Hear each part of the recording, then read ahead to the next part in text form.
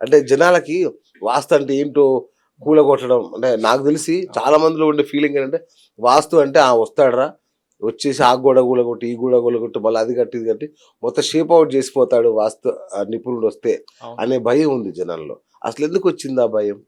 ఆహ్, పూర్వం రోజుల్లో ఏంటంటే వాస్తు అనగానే ఈజీగా ఇది నచ్చపోతే రెమెడీ లేదు వాళ్ళకి. ఆప్షన్ లేదు. ఆ! అందు గురించి ఏం చేసేవాళ్ళంటే ఖచ్చితంగా రూల్ ఉంది చేసేవాళ్ళు. ఓకే. సో, ఖచ్చితంగా కూలగొట్టడం అనేది ఆనవాయితీ అయిపోయింది. ఓకే. నిజంగా ఆ ఆనవాయితీలో భాగంగా ఈరోజు నన్ను కూడా చాలా మంది అడుగుతారు. సార్ మీరు రెమెడీ ఏం చెప్తారు అని ముందే అడుగుతారు వాళ్ళు. ఆ! అంటే వాళ్ళకి భయం అన్నమాట. అంటే ఎగ్జాక్ట్‌లీ. అరే పాపం వచ్చిన తర్వాత ఏం ఖర్చు పెట్టిస్తాడు? ఏం చెప్తాడు? ఓకే. చెప్పి బావుంది అంటే పర్వాలేదు. లేదు చిన్న చిన్న మార్పులు చెప్తే పర్వాలేదు. ఆ! కానీ మేజర్‌గా చెప్తే పాపం చేసే వాళ్ళు ఉంటారు. చేయలేని పరిస్థితిలో గూడా ఉంటారు. అవును. వాళ్ళు బా అంటే భయంగా ఉంటారు. అలా సగం మంది చూపించుకోవడానికి కూడా కారణం అదే. ఎగ్జాక్ట్‌లీ. ఏదైనా కూలగొట్టిస్తారేమో. అది. కూలగొట్టమంటే మరి డబ్బులు కావాలి. మరి. లేదా ఇప్పుడు రీసెంట్‌గా కట్టిన ఇల్లు. మళ్ళీ నేను ఇప్పుడు దీన్ని ఎక్కడ కూలగొట్టాలి? హ్మ్. అని చాలా మంది ఆలోచనలో ఉండి పిలవడానికి సంకోచిస్తూ కరెక్ట్. ఇంకా ప్రాబ్లమ్స్ పెంచుకునే వాళ్ళు కూడా పెంచుకున్నా. చాలా మంది ఉన్నారు. వాస్తవం. నాకు కూడా నేను వాస్తవం. చెప్తుంటా. మీరేం భయపడకండి. ఏదైనా ఆల్టర్‌నేట్ చూద్దాం. హ్మ్. ఏదైనా ఉండొచ్చు. Chance will be there. కానీ వాళ్ళు అంటే కొంత అపోహ అయితే ఉంది. మీరు చెప్పింది 100% నేను నిజంగా బాధపడతా దాని గురించి. అవును. నిజంగా అండి. అవును. వాళ్ళు ఫీజు విషయం పక్కన పెడితే ఏం చెప్తాడన్న భయంలోనే విలన్స్ వాళ్ళు. 90% వాస్తు అంటే విలన్స్ ఆగిపోతారు. వాళ్ళు. ఆగిపోతారు. సార్ నాకొక బేసిక్ డౌట్ అన్న. ఆ! ఇప్పుడు ఏ వాస్తు పండితో చూసే ఆ ఇల్లు కట్టుంటాడుగా. ఏదో ఒక వాస్తు పండిట్టు అవునవును. వాళ్ళు చూయించకుండా ఇల్లు కట్టుకోరు కదా! ఆ! మొట్ ఇప్పుడు సెక్రటేరియట్ ఉంది. ఆ! సాక్షాత్ కేసీఆర్ కట్టించాడు. అవును. ఆయనే సగం వాస్తు పండితుడు. అవును. ఎంతమందికి చూపించుంటాడు. అవునవును. మీరు దానికి కూడా బొక్కలెతుకుతారే. అంటే అంటే ఇదెందుకు జరుగుతది? అంటే జనరల్‌గా మేస్త్రే పండితుడు. హ్మ్. ఫస్ట్ ఆ! ఇల్లు కట్టేవాడే సగం కరెక్ట్. వాస్తు చెప్తాడు. యెస్. సో, తర్వాత యజమానికి గూడా కొంత ఉంటది. ఇప్పుడు ఈ ఆ! మధ్య టెక్నాలజీ పెరగడం వల్ల కొంత ఆయన బ్రహ్మాండంగా. అవును. ఆలోచన చేస్తున్నాడు. థర్డ్ ఏందంటే మాకొచ్చే కేసెస్ గూడా ఎలా ఉంటాయంటే రోడ్ కోటున్నవి, హ్మ్. స్థలం సరిగ్గా లేనివి, లేదా డిగ్రీ చేంజ్ అయినవి. అన్నీ బాగున్నాయి 90% అడగరు. వాళ్ళే సెట్ చేసుకునే ప్రయత్నంలో ఉంటారు. ఓకే. ఎక్కడైనా ప్రాబ్లమ్ ఉంది అంటేనే నాకు కాలొస్తది. నాకు గూడా అర్థమైతుంది. హ్మ్. ఇదేదో సమస్య ఉంది అక్కడ. రీసెంట్‌గా నిన్నే ఎళ్ళా నేను. అక్కడ నైరుతి వీధిపోటుంది, వాయువ్యం వీధిపోటుంది. ఆ స్థలం కొంచెం ట్రెపెజాయిడల్‌లో ఉంది. అంటే ఈ 3 ప్రాబ్లమ్స్ ఉన్నాయి కాబట్టి ఆయన సివిల్ ఇంజినీరు. ఆయన పిలిసాడు అంటే సివిల్ ఇంజినీర్ అంటే ఖచ్చితంగా ప్రాబ్లమ్ ఉంది. నాకు ఓకే. అర్థమైంది. హ్మ్. సో, బాగుంటే 100% నా దాకా రావు. నేనదే అంటున్నానే. ఆ! కట్టేటప్పుడు వాళ్ళకి తెలవదా? హ్మ్. ఇప్పుడెందుకొస్తున్నాయి ఆ సమస్యలంటున్నా. ఇక్కడేంటంటే నిజంగా తెలవని వాడు ఇక్కడ అదృష్టవంతుడు వాస్తు గురించి. ఎందుకంటే ఓకే. ఆయన మొత్తం అడుగుతాడు.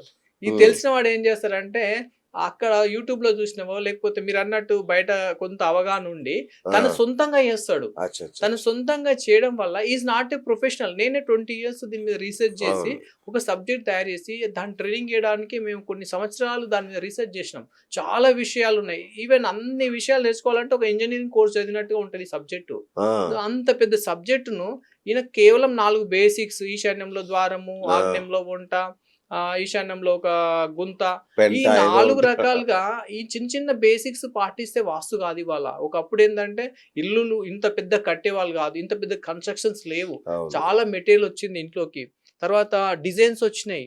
సో, ఇవన్నీ కూడా ఏమైతుందంటే వాస్తు అనే ఒక అర్థం లేక కేవలం డోర్లు, కిటికీలు అనే ఒక విషయంలోనే వీళ్ళు ఆలోచించడం వల్ల కరెక్ట్. పెద్ద తప్పులు జరుగుతున్నాయి. వాస్తు అంటే ప్రకృతి. ప్రకృతి ఎనర్జీ ఇంకా హ్మ్. చెప్పాలంటే. ఆ ప్రకృతిని ఎలా ఉపయోగించుకోవాలో మనోళ్ళకి తెలియదనమాట. ఇక్కడ ప్రకృతిని విరుద్ధంగా వెళ్ళిన వాడు బాగుపడడు. ఓకే. సో, ఈ ప్రకృతి అంటే ఏంటి? అని తెలుసుకోకపోతే వచ్చేది పెద్ద భారీ నష్టాలు. దానికి సీఎం గావచ్చు, పీఎం గావచ్చు ఎవరికీ అవును. అతిథులం గాదనమాట. ఆ హ్మ్. ప్రకృతి అంటే శక్తి. ఏంటి ఆ ప్రకృతి? ఇక్కడ మనకు భగవద్గీతలో చెప్తాడు భగవంతుడు. భూమిరాపో నలో వాయుకం మనో బుద్ధిర్ ఏవ చ అహంకార ఇతి యం మే భిన్నా ప్రకృతిర్ అష్టదా. అంటే ఈ 8 రకాల భిన్నమైన ప్రకృతి నేను అంటాడు.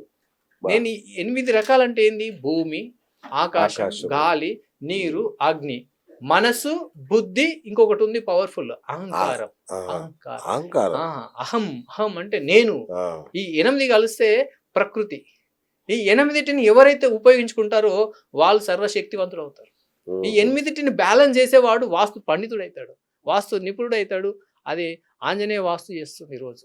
కేవలం డోలు కిటికీలు కాదు, పంచభూతాలని ఈ మనస్సు బుద్ధి అహాన్ని దాంట్లోకి చొప్పించి శక్తిని నింపడమే ఆంజనేయ వాస్తు చేస్తున్న పని.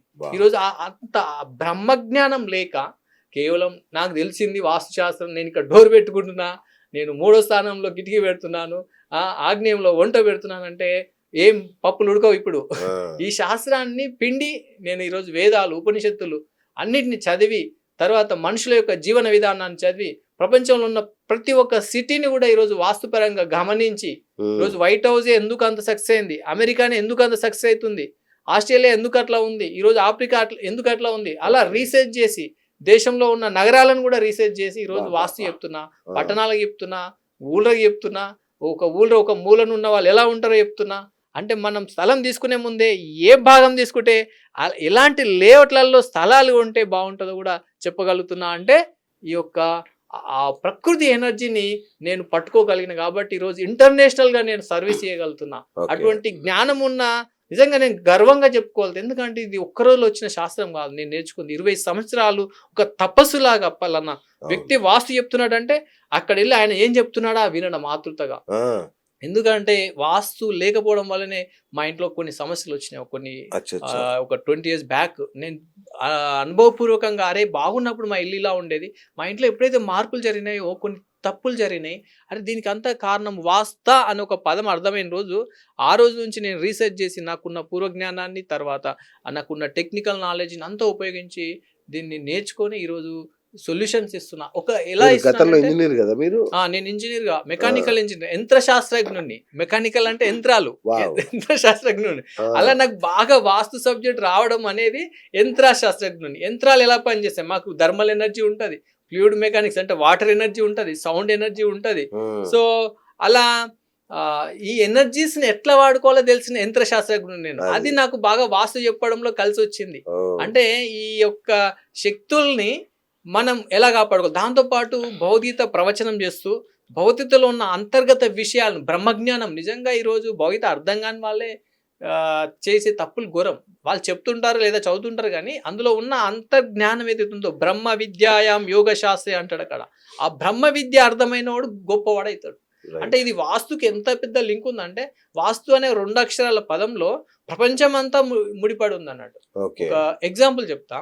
మనిషి చంచల జీవి, మనిషి ఎప్పుడు కూడా చంచల జీవి అన్నమాట. అంటే నిరంతరం ఆలోచనలు మార్చుకుంటా ఉంటాడు. ఎలా మార్చుకుంటాడంటే, మీరు గుళ్ళోకి వెళ్ళండి, ఆయన ఒక మహా గొప్పవాడైపోతాడు. ఎలా అంటే ఏదడిగినా ఇచ్చేస్తాడు. ఆయన జేబులో రూపాయి అంటే రూపాయి కూడా దానం చేసేంత గొప్పవాడు అనమాట. తన జేబులో ఏముంచుకోడు. అక్కడ ఏదైనా ప్రసాదం కూడా చక్కగా ఇవ్వగలుగుతాడు. తన చేతిలో ఉన్నది తినమ్మా తీసుకోండి అని పంచడానికి ఇష్టమైన వ్యక్తిగా మారిపోతాడు. అదే ఒక క్లబ్లోకి వెళ్ళాడు ఈయన క్లబ్లోకి వెళ్ళాడు. అక్కడ ఏం చేస్తాడు, వద్దనకుండానే డాన్స్ చేస్తుంటాడు, ఇట్లా అంటుంటాడు రకరకాల. అంటే ఆ బాడీ అండ్ లాంగ్వేజ్ చేంజ్ అయిపోతుంది. తను ఒక ఎంటర్టైన్మెంట్ జోన్లోకి వెళ్తాడు. అలా ఒక థియేటర్లోకి వెళ్తే గమనించండి, గమ్మున కూర్చుంటాడు, మాట్లాడు, సైలెంట్ కూర్చుంటాడు. అంటే ఇక్కడ ఏం చేస్తున్నాడు, ఆయన ప్రకృతికి వశమైన వాడే మనిషి. అంటే ప్రకృతి ఎలా ఉంటే మనిషి అలా మారుతాడు. ఈ ప్రకృతి ఏంటనేది తెలియకపోవడమే మూర్ఖత్వం లేదా అజ్ఞానం. అంటే మనకు భౌతికలు కూడా ఒక విషయం చెప్పారు, సర్వకర్మ దగ్ధానాం జ్ఞానయజ్ఞ. అంటే సర్వ కర్మలన్నీ కూడా దగ్ధం చేస్తుంది జ్ఞానము అనేది. ఆ జ్ఞానం అనేదే ఇక్కడ మనం అనలైజ్ చేయడం, ఆలోచించడం, ఎందుకు ఇలా జరిగింది తెలుసుకోవడం, సరైన కారణాన్ని విశ్లేషించి దాన్ని పాటించడం, లేదా తెలియకపోతే తెలిసిన వాళ్ళతో వాళ్ళకు కావాల్సిన దక్షిణ ఇచ్చి వాళ్ళకు కావాల్సిన అవసరం తీర్చి తనకు కావాల్సిన విషయాన్ని తీసుకోవడమే జ్ఞానం.